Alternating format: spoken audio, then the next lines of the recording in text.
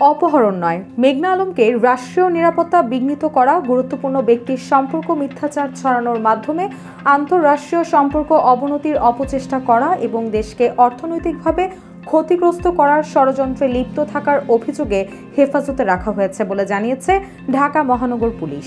শুক্রবার দুপুরে ডিএমপির গণমাধ্যম ও জনসংযোগ শাখার উপ পুলিশ কমিশনার মোহাম্মদ তালেবুর রহমানের পাঠানো এক বার্তায় এ তথ্য জানানো হয়েছে। বার্তায় বলা হয়েছে, মেঘনা আলমকে অপহরণ করার অভিযোগটি সঠিক নয়, তথাপি আইনের আশ্রয় নেওয়ার অধিকার তার রয়েছে। এর আগে বৃহস্পতিবার রাতে বিশেষ ক্ষমতা আইনে মডেল মেঘনা আলমকে 30 দিনের আটকাদেশ দিয়ে কারাগারে পাঠানো হয়। ঢাকা মহানগর গোয়েন্দা পুলিশের আবেদনের পরিপ্রেক্ষিতে ঢাকার চিফ মেট্রোপলিটন ম্যাজিস্ট্রেট আদালত এই আদেশ দেন। যমুনা ইলেকট্রনিক্স ঈদে ডাবল খুশি অফার সিজন 3, যে কোনো পণ্য কিনলেই পাচ্ছেন নিশ্চিত ঈদ উপহার।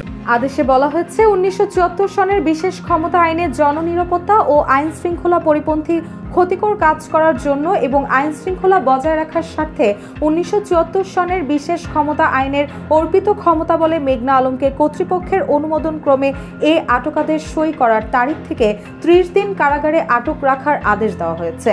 পরবর্তী সময়ে তাকে কাশিমপুর কারাগারে পাঠানো হয়। এর আগে বুধবার সন্ধ্যায় ফেসবুকে মেঘনা আলমের লাইভ চলার মধ্যে তার অভিযোগ অনুযায়ী বাসার দরজা ভেঙে পুলিশ পরিচয়ধারীরা ভেতরে প্রবেশের পরপরই লাইভটি বন্ধ হয়ে যায়। 12 মিনিটের বেশি সময় ধরা চলা লাইভটি এরপর ডিলিট হয়ে যায়। রুশাসর, জয় জয় দিন।